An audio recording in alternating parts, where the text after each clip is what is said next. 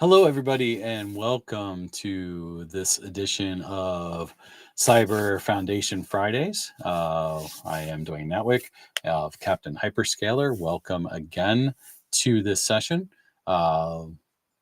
We are live on YouTube on the Captain Hyperscaler channel, as well as the Skill Up Like a Superhero channel, as well as on LinkedIn here today. Let's see if we make sure everything is okay in terms of my. All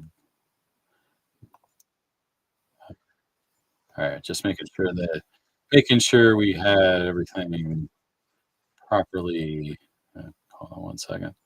Trying to mute. Just delete that. Okay, welcome.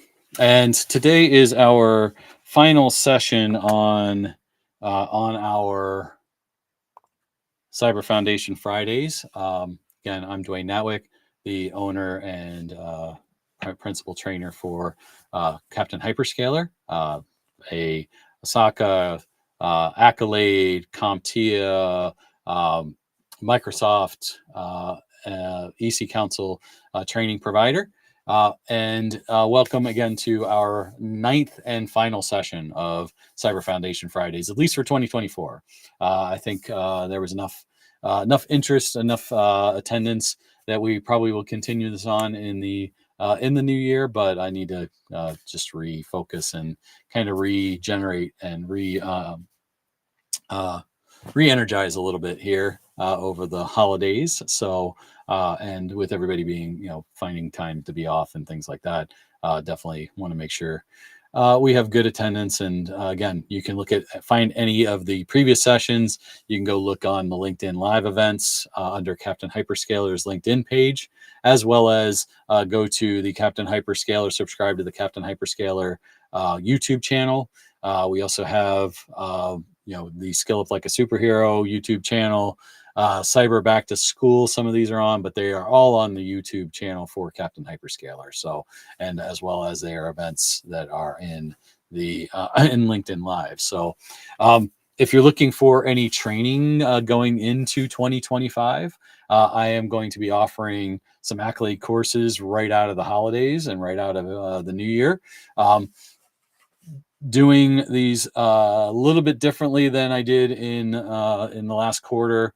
I did the foundation courses, and then a few weeks later did the practitioner courses. I'm going to do these full on as partner events for over the course of a week. 3-hour sessions for the foundations courses, 2 4-hour sessions for the practitioner courses. The exception of cyber resilience, I actually can get that one done in 2 3-hour sessions. But the AI security practitioner and the risk management practitioner, I know I need 2 4-hour sessions. There's a lot of material around delivering and doing and building around that. So reach out on LinkedIn to me, or to myself, or on the channel. Here's my LinkedIn. It's actually HTTPS. Another slide I've got to make adjustments to here. Let me do that real quick before I forget. For everybody, there we go. HTTPS LinkedIn, and again, the Captain Hyperscaler. Go to the Captain Hyperscaler website, and you can reach out as well. So with that, again, if you are looking for training, looking to go to the AI security, the cyber resilience, the risk management, if you're not familiar with what those courses are foundationally, the AI security is based on the NIST AI risk management framework. The cyber resilience is on the cyber security framework 2.0. The risk management is based primarily on the NIST risk management framework. But one of the things that Accolade does beyond just the particular framework is understanding the identification of the risk and the threat modeling of risk. And if you didn't tune into my LinkedIn Live session and Skill Up Like a Superhero session yesterday on the 14th with Allison and Jason from Accolade, I welcome you. Go back, find that event in the Captain Hyperscaler past events, and listen in on it, because it was very good discussion around Accolade's training philosophy, or their certification exam philosophy, which aligns very well with Captain Hyperscaler's philosophy around how we train things and how we want to make sure that you gain practical skills out of our training. So again, if you are looking for just one of these courses, just foundational, which is good for any user, anybody that's looking at understanding risk a little bit better, you can register for a foundation course or a practitioner course as a single course for $300. If you want to attend the whole week, $500 for both the foundation and practitioner course around each of these topics. Okay. The way that I'm delivering it is the week of January 6th through 10th. I'll be doing the AI security course in USAM, and the cyber resilience course in USPM Eastern time, starting at 8 a.m. Eastern time, which is like 1 p.m. UTC. The cyber resilience course will start at 1 p.m. Eastern time, which would be about 5 o'clock, I believe, UTC. So the risk management course will be 8 a.m. Eastern time, 1 p.m. UTC for that week. So over the course of 2 weeks, you can take all three of these courses if you'd like, for a low price of $1,500 US. If you are looking at doing all three of these courses and registering for all three of these courses, I could probably give you a little bit of a discount too. So that's why I'm not providing a payment link. Feel free to reach out. If you've got a large group that wants to attend, I can certainly do some, give you some assistance on that as well. Each of these courses comes with an exam voucher. By around this time or close to this time, the cyber resilience is already available to the public. The risk management will be be finished with beta and be publicly available, and the AI security will be about a month or two away. But I will provide everybody with exam vouchers for those that register when they're all available. You'll also get the ebook for all of these when they're available as well. The cyber resilience is available now. I believe the AI security will be coming out when everything comes out of beta, as well as the risk management will be available as well here shortly. So what are we going to talk about today? And we're going to cover a lot of topics in a short amount of time. Okay, we're not going to go deep into all these because, again, I teach an AI security course and it goes through many of these ethics and societal impacts. But let's think about this, and let's think about what the considerations are around ethical use of AI. We key concerns, and this is something. If you watch any science fiction movie, or or Avengers: Age of Ultron, you can kind of get a feeling around the key concerns and the key aspects around what can happen if biases and come into play within AI and transparency, and not keeping tabs on and being transparent and accountable to your models. Those could become issues down the line, and that's really the key guidelines to ethical AI. Transparency, fairness, accountability, privacy, security are all things that we need to make sure that we're considering, and we align those with various ethical frameworks as well. And one of the things around the AI risk management framework with NIST, as well as I know that the EU has a very similar framework around privacy. And key thing around working in the EU is that privacy and that aspect of GDPR leaks in as well. So need to know how that's going to handle and how that's going to impact ourselves from a societal perspective, and societal, our own, user perspective, our subject perspective, as well as going above and beyond that into the aspect of the overall of our environment, of our of healthcare, of lifestyle, of of finance. All of those aspects of things are things that we need to consider and things that we need to make sure we are looking at appropriately as we review and protect ourselves in our environment, as well as maintain compliance and things like that.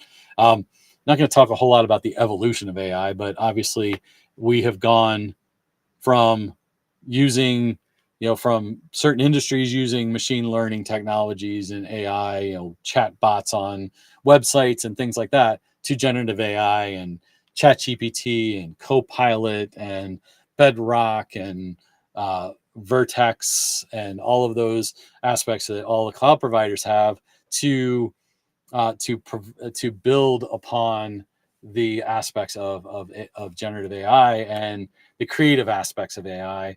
But we need to maintain our code of ethics and make sure that we are using those automation tools, using the ability to uh, to um, to use AI creatively, to not take it to a step where we're being unethical about it.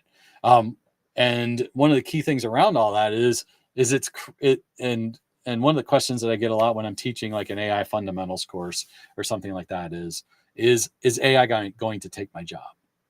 And what AI is going to do is it's going to make your job more efficient, or it's going to create new jobs for you. And that's really a key piece of the pie, and how it's going to have and reshape the environment. I've seen different posts around how AI is going to there are new jobs being created for governing over generative AI that are taking, that are, kind of refactoring various other jobs within the marketplace. And those are all real and real true aspects of things, because maybe a role that we have today, AI and chat, Copilot and all that's making it more efficient. So we don't, so it's making that person do their job better.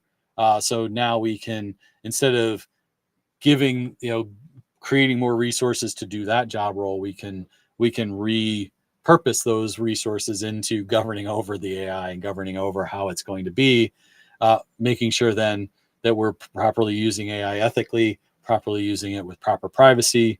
Again, making sure we're transparent and accountable and maintaining inclusivity too. From an inclusivity standpoint, one of the key societal impacts that AI has is the ability for, and I realize my slides are in the wrong place, so you're just watching me talk. The aspect of transparency and accountability and inclusivity. The inclusivity aspect of things, if you, I saw an example of this and how generative AI can be used to help people with Lou Gehrig's disease, with ALS, get their voice back by using and taking video, taking our voicemail messages and our conversations, our video recordings and things, and putting our voice to the computer computer service and that they use to speak with their eyes. So that's a great use of AI. And again, I always do that. Hold on a sec. Took my slides off there. Whoops. Technical difficulties, my mistake. There we go. Okay. Healthcare, machine learning and AI has been used for quite a while for diagnosis, treatments. We want to make sure it's ethical. We want to make sure we're maintaining perfect privacy. Aspect of AI comes into play a lot with when we're thinking about education. The co-pilots and the aspects of that is in the ethical use, and even how professors are now checking people's term papers and things like that for whether they used AI. And if somebody speaks too fluently, speaks too clearly in their writing, they might get flagged that they used a co-pilot, and you gotta make sure that you're backing yourself up with, no, this was written myself, and things like that. So we want to make sure that you're using you're building your content appropriately, and using that appropriately. Again, social and ethical impacts are huge within AI.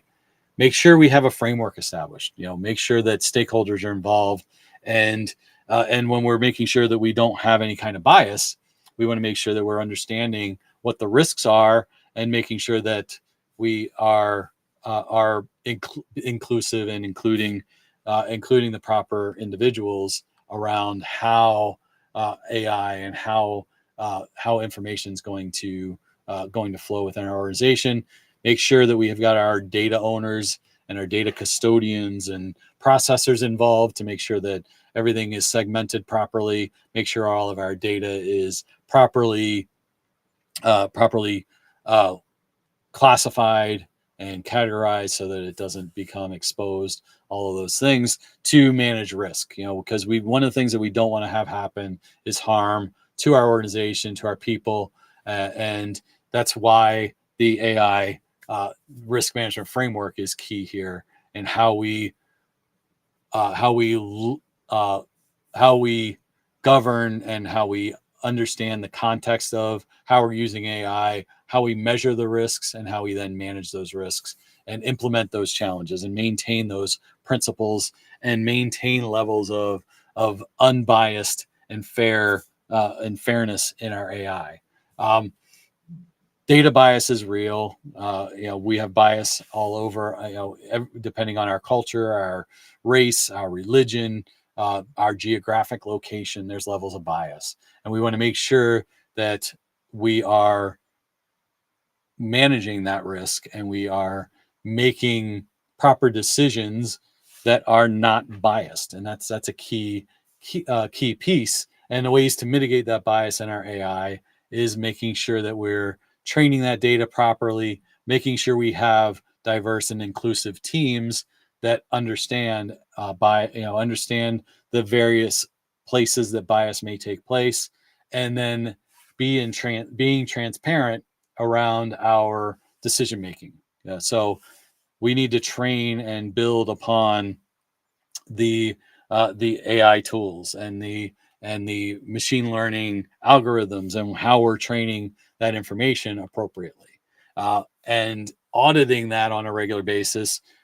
Bringing if we don't have a diverse group involved in available for the development, can we bring in a diverse group for the auditing? The auditing, the review, the evaluation before it goes live, to make sure that we aren't causing any harm based on biases, and we're being very ethical, and making sure we have various ethical guidelines, making sure that it's transparent, accountable. One of the various challenges to a lot of the generative AI applications is the transparency of what it's doing, where it's gathering its information, because to some degree that information is a trade secret. It is intellectual property. So there's a balancing act that those companies like OpenAI and all Meta are trying to. They don't want to make their algorithms public because, oops, sorry about that. They're not making their algorithms public because because obviously that's intellectual property and something that makes their application great, but it's causing trouble, causing societal impact in terms of not being transparent, and people not understanding how they're gathering their data, where they're gathering their data from. So when you're developing and utilizing AI, and developing an AI application or machine learning, we need to know what data is being handled. Having stakeholders involved, having diverse stakeholders, having clear communication in terms of what what is our goal, and how we want to use AI. Training and education is very key. again, a reason why why the AI security and risk foundations course is great for anybody, because we talk about the threats. We talk about the, where those threats are, how to identify those threats, how to discuss those threats, and how everybody can be involved in addressing those threats. And another piece to that then is transparency. Again, I talked about transparency already, but explainability of our AI. How is it? We need to build a trust. If we're building AI applications, we're using AI applications, what's the transparency? What's the accountability? And making sure that everybody is being upheld to ethical practices. We need to be traceable. We need to know where that data comes from, where that data is being used, and how that data is being manipulated or adjusted appropriate. And if it's appropriate, if we're violating any privacy. One of the things that I mention when I talk about AI and how what AI is looking, what AI is gathering, and how they're using it is no different than any other application. And what an application is going to what an application is going to what an application is going to access and what their permissions are. Our AI and AI models and our co-pilots and our applications that are using co-pilots and learning from data, we need to make sure that we're governing over our data and we're assigning our data appropriately.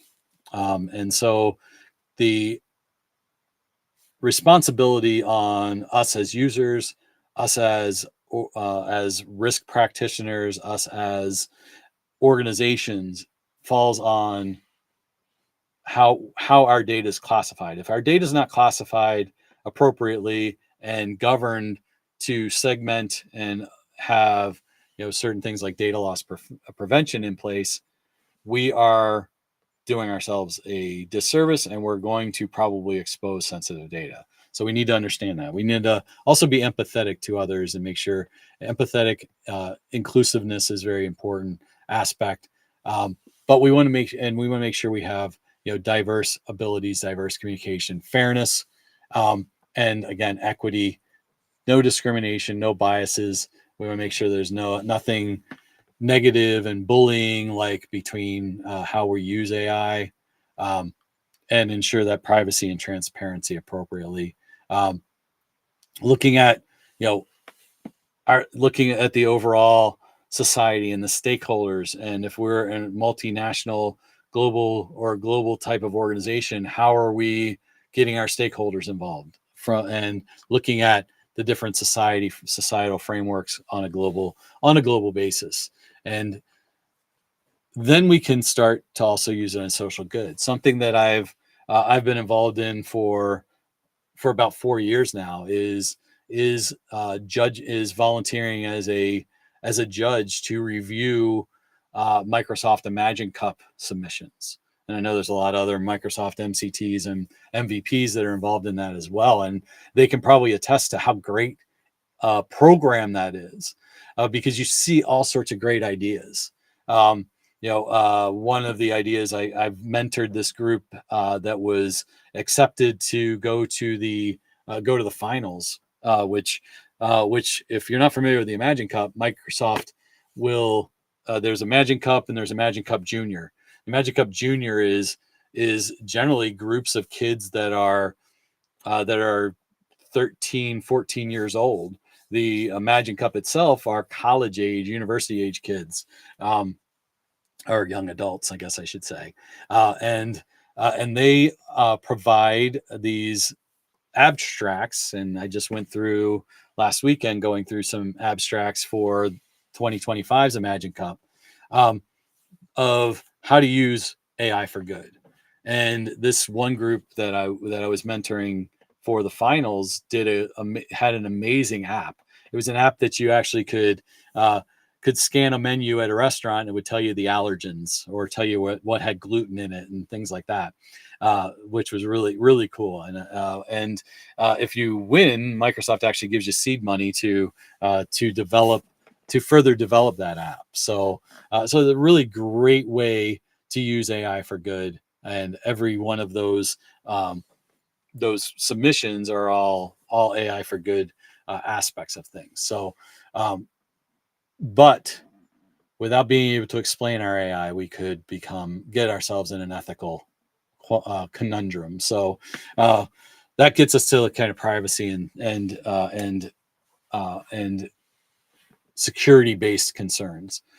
Again, we got to know where our data is. We got to understand the risks and where our data uh, might be exposed. Make sure we're properly governing over our data and all those aspects of things.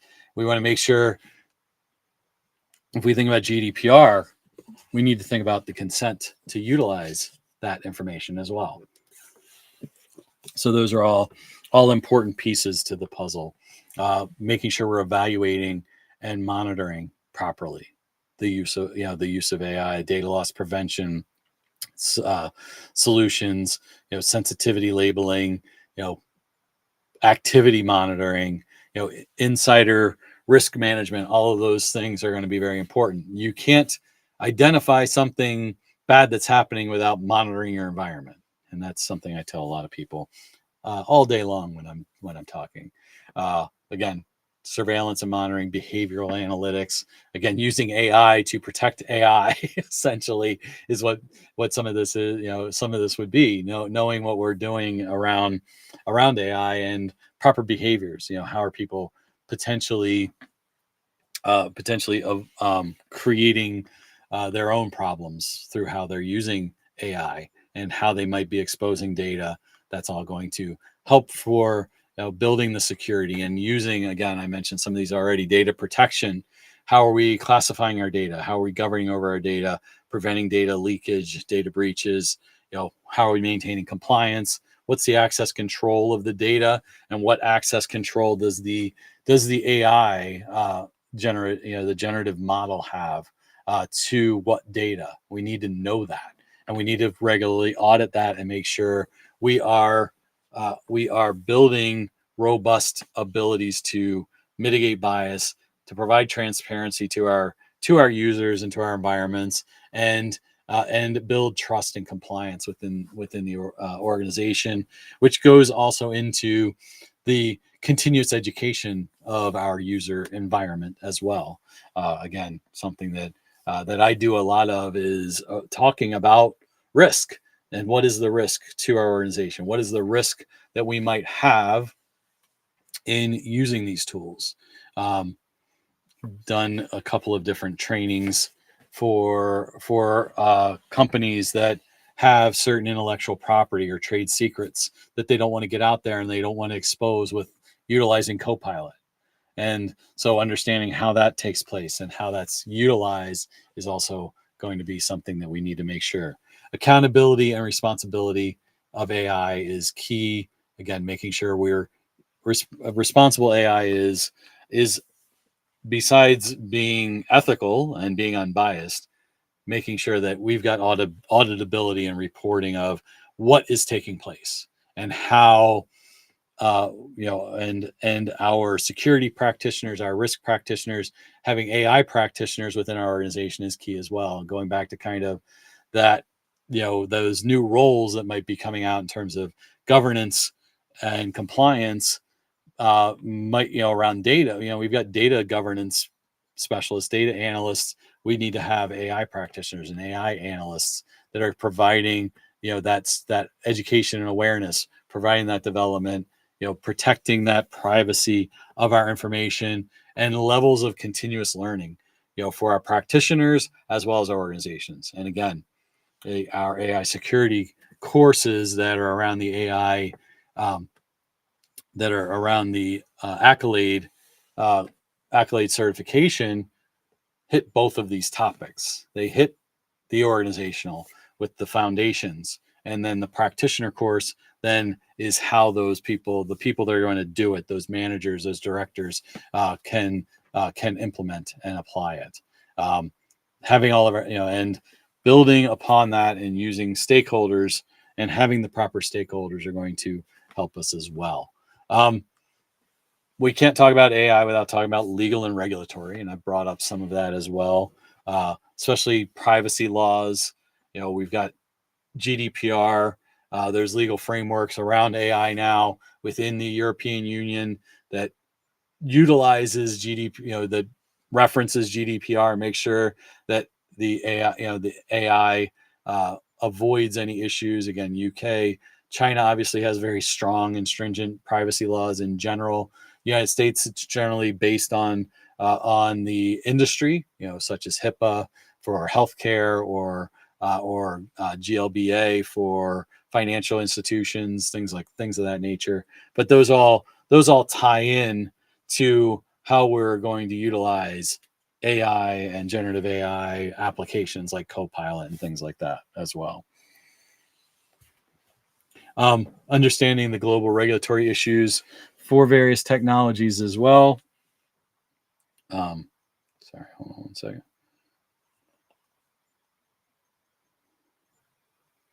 Okay. Global regulatory issues and all of that, like we were just talking about, are going to influence how we are going to build our applications, how we're going to use our applications, how we're going to reference various data as well, are all things that we're going to make sure that we address accordingly. Surveillance and security, this safety issues are another key aspect that we haven't touched on here yet. And autonomous vehicles are a key aspect of that. Every organization now has, every car manufacturer has some level of autonomous vehicle, whether it's General, I live in Michigan, so I talk about General Motors and Ford, and at a third level, Chrysler, which isn't really owned and run out of the United States anymore. You obviously got Tesla, that was one of the first autonomous driving vehicles. But you have to think about the safety of that all. It's not just, and the the regulatory issues of using those vehicles, the AI surveillance and security, using AI to identify somebody that may have broken into a building. There's been situations, and there's an ethical and privacy aspect to this piece, because there could be false positives that are created through AI, and there have been.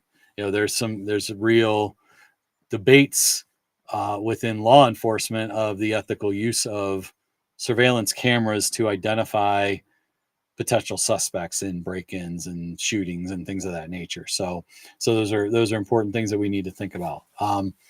Standards across the world, cooperative standards, ISO standards and things like that go across jurisdictions. How are we using those?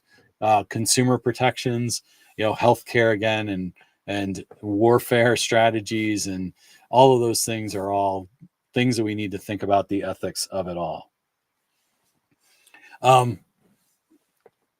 GDPR compliance, AI systems compliance challenges, ethical considerations as well. Maybe we've hit on some of those already. Some decision-making frameworks. Again, when we think about how, we talked about some of these already. There's ethical aligned design principles. There's Google AI principles. EU has trustworthiness in AI. Are all various standards and frameworks.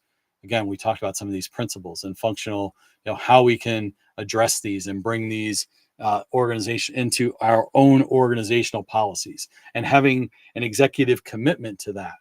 When I talk about risk within organizations, and doesn't just stick to AI, I say that I always mention that the executive management needs to be the advocate for the culture, for the AI risk aware culture, the risk awareness, the security culture within our organization, and then it's executed by everybody else.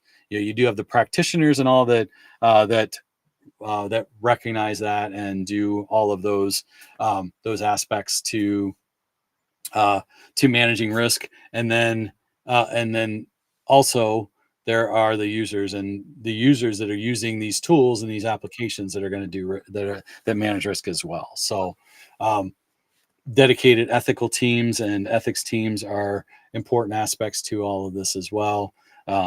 Key, monitoring and enforcement, having various ethics teams, ethical frameworks. Again, lots of organizations are creating AI roles around all of that. Regular training, again, training is essential.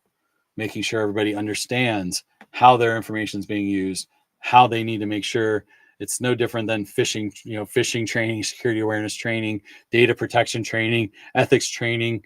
AI training should be all a part of that, and just reinforces knowledge and reinforces transparency, explainability of AI as we go and continue on. Some a little bit more around some standards. The EU has frameworks. The USA has frameworks around AI framework. NIST has framework. Has the has the risk management framework. The EU has was it NIS2 or something like that. That's around risk management and security. I think there's an AI basis in there.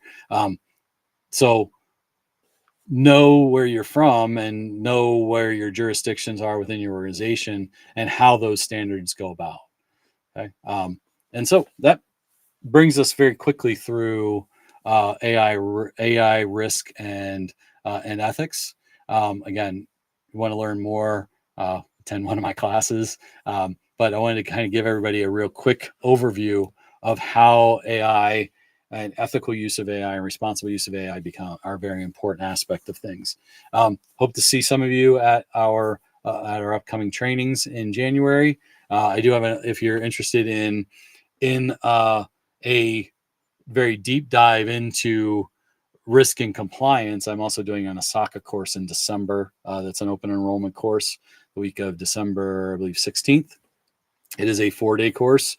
A little bit more expensive than $300 a seat, but if you have some people or groups that want to be involved, feel free to join in on that one as well.